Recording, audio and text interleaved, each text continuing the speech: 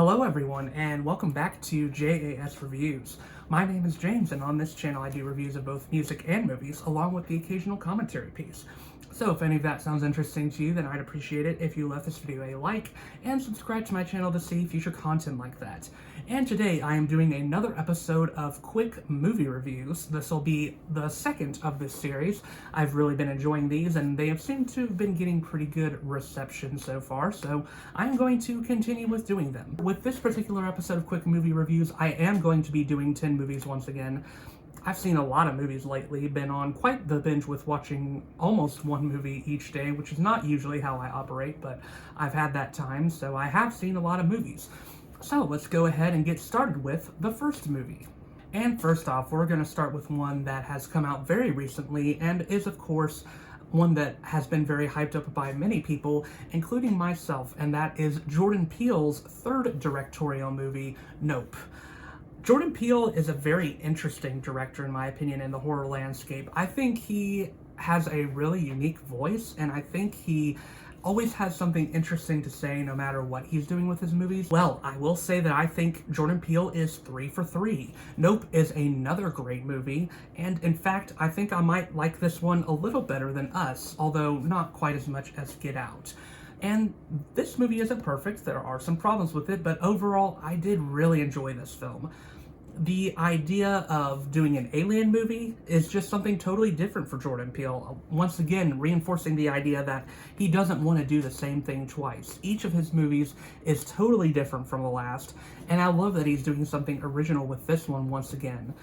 I really love the premise of this movie. I think it's really interesting, and I really like the sort of different interpretations you can have with what the alien represents. Although I think there is one pretty clear representation of what this UFO-like object is supposed to represent, and that is the idea of the spectacle, of how we as humans are always looking for the next big thing, even if the next big thing is something that can be really traumatic and dark, and we almost like putting it in the spotlight to the point where it becomes excessive, and we shouldn't really want to always have spectacles right in front of us. And while that symbolism is cool, I have read that Jordan Peele also just wanted to make a movie this time, and doesn't want to always be known as a guy who needs to have social commentary in each of his movies. And I can totally understand that. He sort of wanted to make a fun movie this time around as well, and I do think he succeeded in that regard. I think I could tell with this one that he was more inspired by Spielberg than he was the likes of Stanley Kubrick or Alfred Hitchcock like his previous movies. And you can tell that this movie isn't as scary as his previous two, doesn't emphasize on the horror quite in the same way. It does its horror more like in a big spectacle blockbuster movie like Jaws, for an example. A lot of people have called this Jaws but with aliens, and I can understand where people are coming from with that comparison. There are some effects here that are just awe-inspiring to look at, just absolutely incredible, especially the UFO itself. And the cinematography here is beautiful as well. There's really just everything going for it in this movie visually. And I think performances are pretty great here as well. Daniel Kaluuya is back, and Jordan Peele has called Daniel Kaluuya the Nero to his Scorsese, which I think makes sense. I have a feeling we'll see Kaluuya in a lot more Jordan Peele movies to come, and he's excellent here, but I really think it's Keke Palmer that is a highlight here. She has a lot of personality in this movie, and she has a lot of fun moments. Steve Yeun is also great in this movie. I'm glad to see him in something else where he's doing such a great job. I really enjoy him as a performer, and I think he's a little underrated, but I always love when he appears in films, and he's always reliable for delivering a great performance. And I really liked what they did with his character here. It was pretty intriguing. He has a lot of complexities to him that I don't necessarily want to reveal. I think my main criticisms would be that maybe the ending prolongs itself a little bit too much, and there are some points where I wish they would have done a little more with the scares. There were some really good scare scenes in here, some really well thought out ones, and some that were really tense, and I wish we would have had a couple more moments besides the maybe only like 2 or 3 legitimately tense moments we got in this movie. But nevertheless, I know that Jordan Peele wasn't trying to make the same type of consistent horror movie like he was with Get Out or Us. He was wanting to make a more accessible blockbuster movie, and I do think he succeeded in that part. It sort of confuses me how people aren't necessarily understanding this one, because to me, this one at least was a little more understandable in what it was going for than Us was, personally. I think this one is much more audience-friendly, personally, and I think it's one that a lot of people are going to enjoy. I suppose there are some polarizing elements to it, but overall, I didn't have many issues with this one. 4 out of 5 stars for me, I'd highly recommend it. Next, let's talk about the new Elvis movie, which honestly, I had pretty low expectations going into, contrasted to Nope, because of the director associated with it. I am not the biggest fan of Baz Luhrmann as a director in any sense of the word. I will admit, in a biopic form, his maximalist directorial style actually makes him make one of the most interesting biopics I've seen in recent memory. I'm not sure if this is as good as the Elton John biopic Rocket Man. In fact, I wouldn't say it's quite as good as that one, but I do think this is one of the most unique biopics I've seen out there. For one, instead of centering around Elvis, it actually centers around his manager, his corrupt agent that worked for him named the Colonel, played by Tom Hanks. Now, you are either going to love or hate Tom Hanks' performance. I think there's really no in between.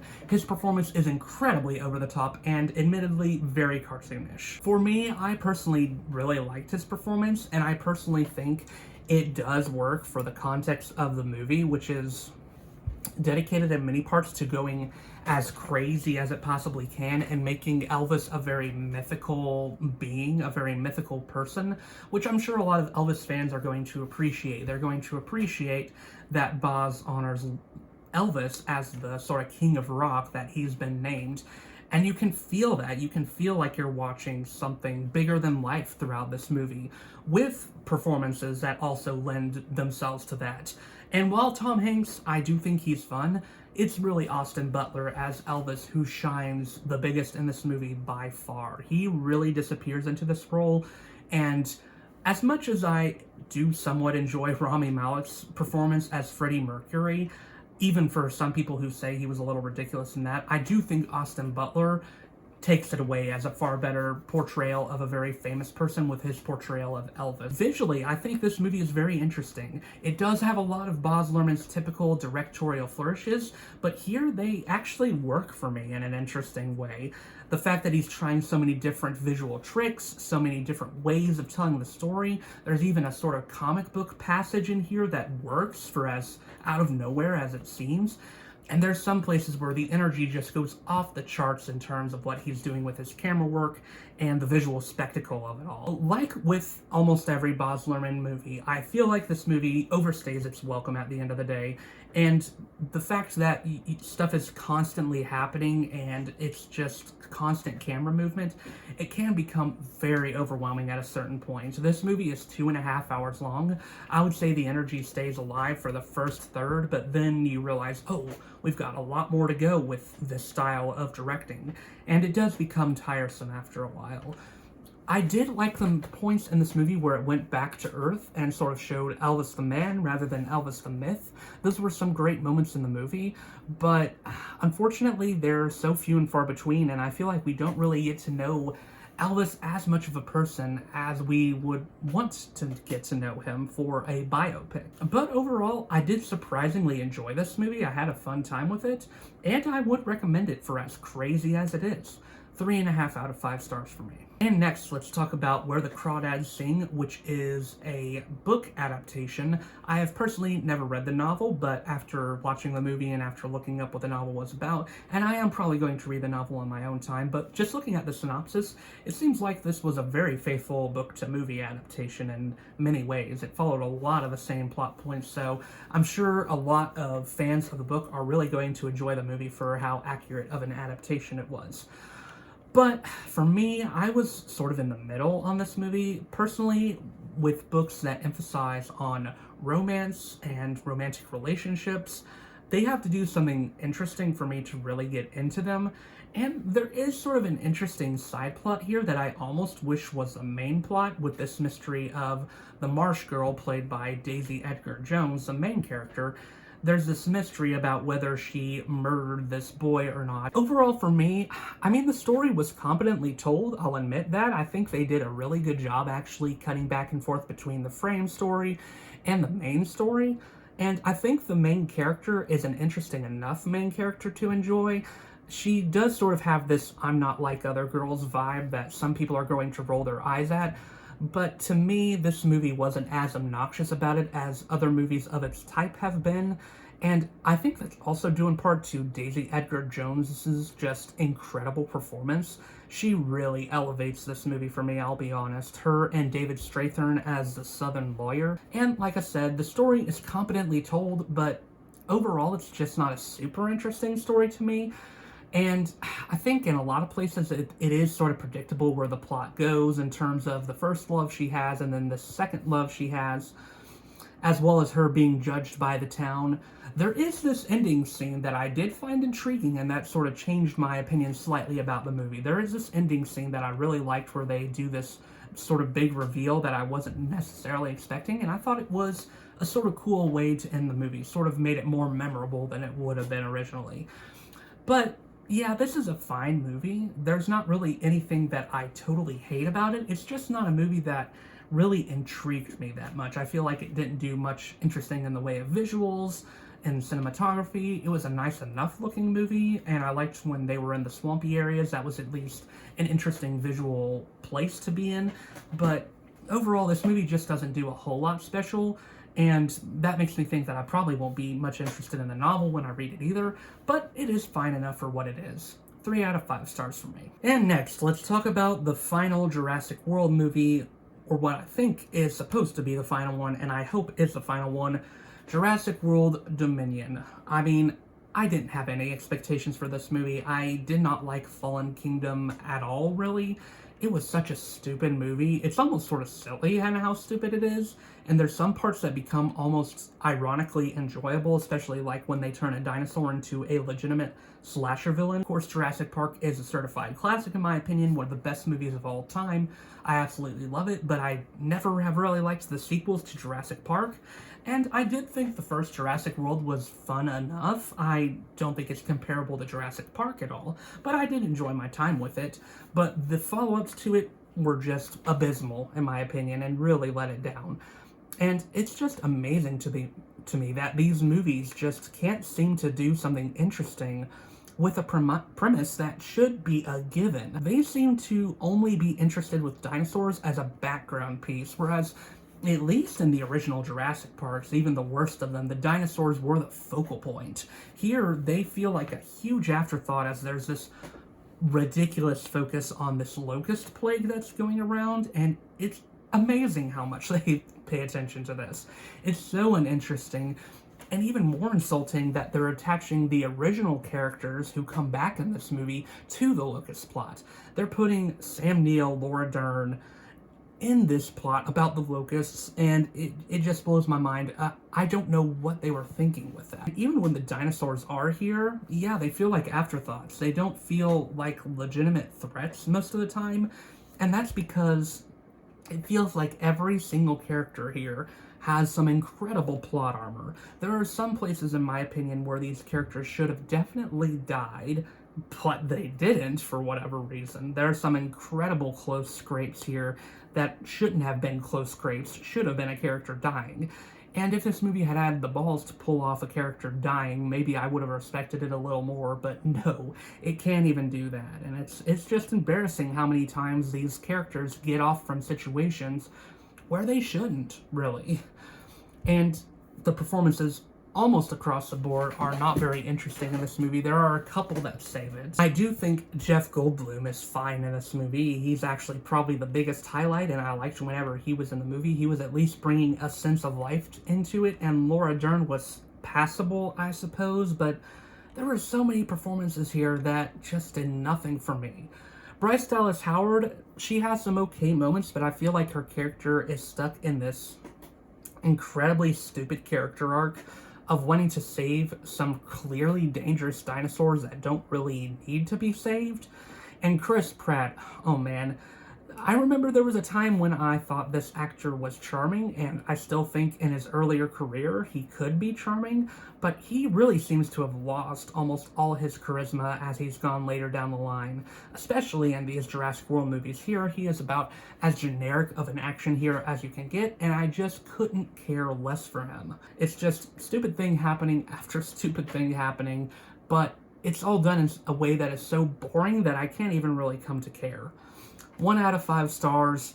Truly the worst movie of the year for me so far. I cannot stand this. Next, let's talk about The Black Phone, which was a horror movie that was really hyped up as something that was really good and was pretty well received by critics, and a little bit more mixed by audiences, but still pretty positive. I was hoping I would have more to say about this movie to do a separate review for it, because the trailers for it had looked interesting to me, although I didn't know much about this movie going into it, and I was excited to see Ethan Hawke playing a more menacing role. But sadly, I just didn't really have much to say about this movie. It started getting repetitive pretty quickly with its trope, and the Black Phone itself is actually the trope. I like what they did with the Black Phone, and with this kid that got kidnapped and was answering the Black Phone, and it was like he was talking to people who seemed to be either ghosts or dead, and then the reveal of what is going on with the Black Phone is pretty cool. But once that thing is revealed, and it isn't a particularly surprising reveal in my opinion, I think the movie becomes very repetitive after that. I will say that the performances do elevate this movie quite a bit, similarly to where the Crawdads sing. While the story isn't the most intriguing for me, I do think the performances help make it more interesting than it may have been otherwise. Ethan Hawke in particular is great. I think his performance is pretty menacing. I think they just missed a lot of opportunities with him. I think they really underutilized him, even though he's supposed to be like the main villain. And it sort of sucks that they just didn't do as much with him as they could. I also thought it was a missed opportunity to keep him under a mask when I think his facial expressions probably would have done a lot of the heavy lifting for him. And the kid performances were pretty great in here as well. I liked Mason Thames as Finney, and I thought Madeline McGraw as Gwen was particularly great. I think she has a lot of potential. If they had kidnapped her, in my opinion, the movie would have been over with a lot quicker, because she is a tough-as-nails girl, and she is really the one who helps her brother more than anything else.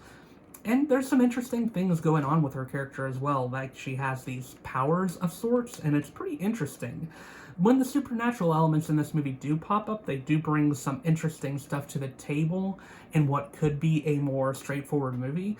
But once again, I feel like the way they utilize them is still repetitive. And I do also appreciate that this movie has a more serious undertone with the fact that the two main kid characters are being abused by their father. So, I mean, overall, yeah, this movie is once again fine. I have been really let down by horror movies this year overall, besides Nope, which is legitimately great, and Scream, which I did enjoy, but overall horror has been a pretty underwhelming landscape this year, sadly, and I'm hoping to see some horror movies later this year that will be a little bit more interesting to me. But I am going to give this movie a 3 out of 5 stars. It's not bad at all, and there's some good moments in it, but I just wish that more was done with it. Next, let's talk about The Crimes of Dumbledore, and this will probably be the last time I talk about anything Harry Potter related on my channel for sadly many reasons, most to do with J.K. Rowling, who has become a very frustrating person for a variety of reasons. And I didn't even go to the theaters to see this. I waited for it to come out onto streaming. I mean, I didn't expect anything about this movie once again, and while it is better than The Crimes of Grindelwald, which wouldn't be hard to do because I think Crimes of Grindelwald is legitimately awful, this movie is still pretty bad, sadly. First of all, the reveal of Credence being a Dumbledore was already so dumb to me in the last one, and it's like, why did they do that? And this guy was already supposed to be dead in the first Fantastic Beasts movie, and they really go nowhere with it. It doesn't really add anything to the story at all. It's just a way for J.K. Rowling to give some fan service and for her to try to justify why this character is in this movie at all, and I cannot stand him. If this movie had wanted to be about if this movie series at least had wanted to be about Dumbledore, it should have done so from the beginning, because centering Newt Scamander around this Wizarding War story just doesn't fit at all. He is not a character I envision being part of a super violent war. I think Eddie Redmayne gives a great performance. I've liked him in all 3 of these Fantastic Beasts movies, but I just don't like what they've done with this character. The same goes for Dumbledore. I really loved Jude Law's Dumbledore in the second movie. I think he gives an excellent performance of young Dumbledore, but his character, just the decisions he makes are absolutely silly to me and don't seem like the smart Dumbledore that we came to know in the original series. And the way they talk about Grindelwald and Dumbledore's relationship is just incredibly eye-rolling to me. I've always thought that this was something that was added by J.K. Rowling afterwards to get her points, and I just don't buy it. Maybe if they had done more with it, it could have been more interesting, but they really never pushed as far as they could in making Grindelwald and Dumbledore's relationship super interesting in any way, shape, or form. Mads Mikkelsen is also perfectly fine as Grindelwald. I think he's actually a little better than Johnny Depp in this role, but it is sort of comical to me that Grindelwald has been essentially a different character every movie. I don't even know how to summarize its plot because it's such a freaking mess, but if you've watched the movie, hopefully you know what I'm talking about, because this movie it is such a mess in what it tries to do.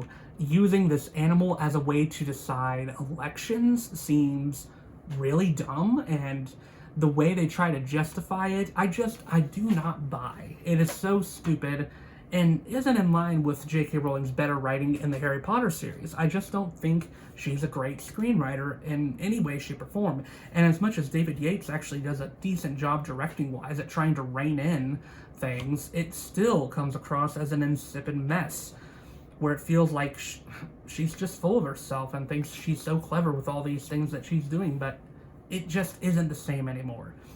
2 out of 5 stars for me. I think I'm probably done with that Harry Potter franchise at this point, sadly. Next, let's talk about The Sea Beast, an animated movie that came out on Netflix. This is one where I don't, once again, have much to say, but overall it can be pretty easily summarized as How to Train Your Dragon, but with sea beasts, essentially, and pirates instead of Vikings. And I did enjoy it for what it was. It's not like a direct copy of How to Train Your Dragon, but there are very similar elements in it, especially with the idea that the pirates or the sea hunters have been looking at beasts wrong the whole time. Although I feel like the theme here isn't as well hammered in as it is in How to Train Your Dragon, because it seems like some beasts in this movie are actually dangerous, and then there are some that aren't. The animation here is stunning. There are some really gorgeous scenes in here, and of course, I love pirate movies. I feel like pirate movies are in such short supply these days, and whenever pirates do come back onto the screen, I'm always loving it. I love the aesthetic of it, and I like the idea of pirate characters. They're just so fun, and I think they're fun here as well. Also, Carl Urban voicing the main pirate was just an excellent choice, as I've always thought that Carl Urban could pass as a modern-day Jack Sparrow with his accent that he can pull off, and he essentially pulls off a similar accent here in The Sea Beast, and I really thought he did a great job. And the kid character in this is very likable too. I liked her relationship with Carl Urban's character. And I liked the resolution of this movie. I liked where it ended up. I just wish that it had a little bit more interesting going on in it. I feel like it is following a lot of the same beats of a How to Train Your Dragon type movie, but there is enough here for me to overall enjoy. 3 out of 5 stars for this one. Next is a movie I just don't want to say too much about, because I feel like this is a movie you need to witness for yourself, and that is RRR.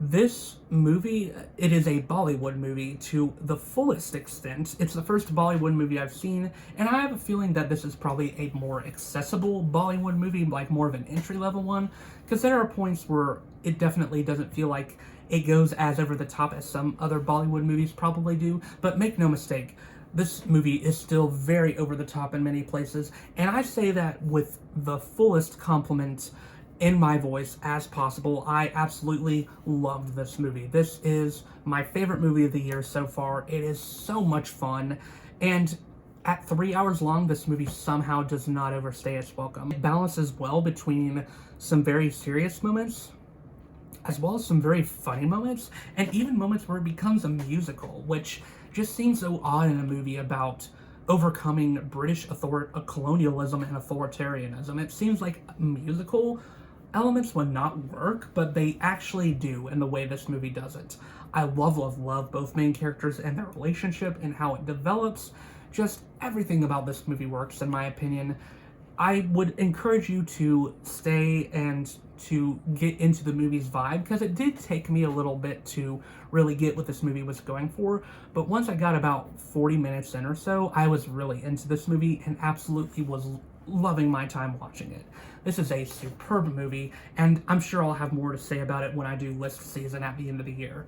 5 out of 5 stars for me. Next, let's talk about Hustle, which stars Adam Sandler as Stanley Sugarman, who is a sort of basketball recruiter. He recruits people to work on his particular team, and he actually wants to become a coach, but just hasn't really had the opportunity to do that for one reason or another. And he's hoping with this next recruiting opportunity that he'll get the opportunity to promote himself, to get promoted rather, to become a coach.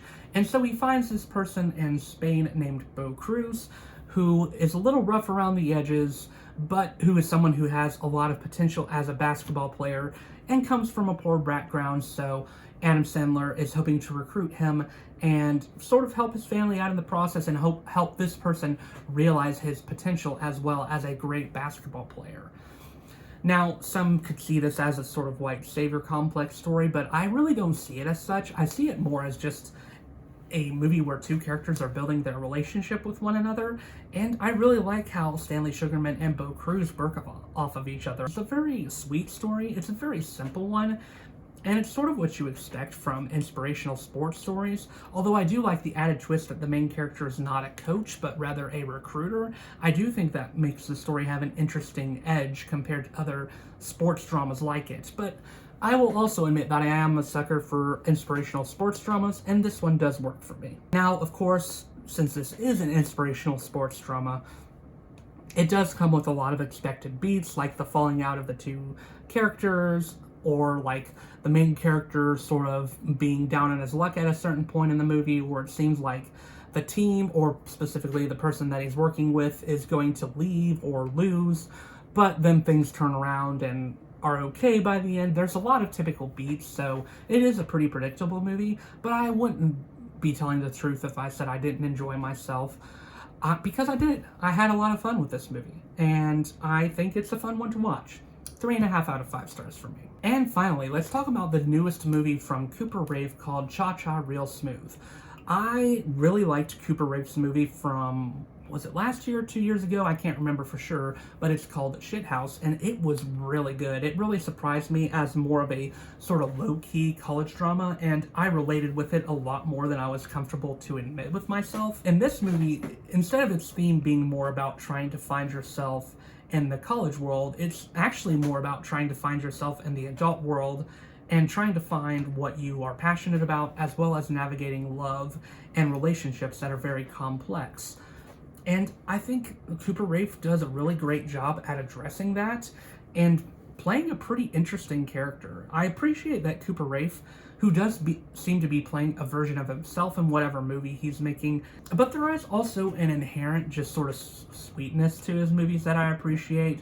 I love the character relationships in the movies. They always seem so heartwarming and sincere throughout. It seems like everybody cares about everybody else in the movies, and I just really like how he builds these very human and believable relationships throughout his films. And I actually think this one is a little better at doing that than his previous movie, which I already really liked. That also helps because he works so well off of Dakota Johnson in this movie, who is an actress that I really underestimated. She is hopefully someone who is being known like Robert Pattinson beyond their disastrous first set of movies, because she is a legitimately great actress beyond the first set of movies that she was in, which was, of course, the 50 Shades movies. And I think this might be my favorite performance of hers yet. She really plays a very complex character who has a lot going on with her, and you never really are sure exactly what's going on with her character, which is sort of the point, because we're looking at this through Cooper Raiff's character, Andrew's eyes. And I appreciate that. I also think Vanessa Burgart playing Lola, who has a learning disability is really good in this movie, and I love the relationship that she has with Andrew, as well as Andrew's brother, played by Evan Asante, whose character's name is David. Now, some people are going to say that maybe the way Cooper Raiff writes the other characters around him makes him seem a little full of himself, because other characters are talking about how they're always wanting to hang out with Cooper Raiff, or how Cooper Raiff is such a great person. And yeah, maybe there's some points where there is that feeling, and maybe there's some points where the movie can get a little pretentious in that regard, but I never feel like it overextends itself when that happens. And I don't think it's a bad thing for Cooper Raiff to have that sort of opinion of himself, that he thinks he's a fun person to be around. I don't think that's particularly obnoxious, and I think it makes up for it by Cooper Raiff being sort of, like I said, a flawed character in this. He does have flaws. He's not perfect by any means of the word. So I had a great time with this movie overall. I think it was excellent, and it is one of my favorite movies of the year. I'm giving this a 4 out of 5 stars. So yeah, that ends this episode of Quick Movie Reviews. What were your opinions on any of the movies I talked about? Let me know in the comments down below. And once again, my name is James. I do reviews of music and movies, along with the occasional commentary piece on this channel. So if any of that sounds interesting to you, then I'd appreciate it if you left this video a like and subscribe to my channel to see future content like that. But until then, I will see you all in the next video.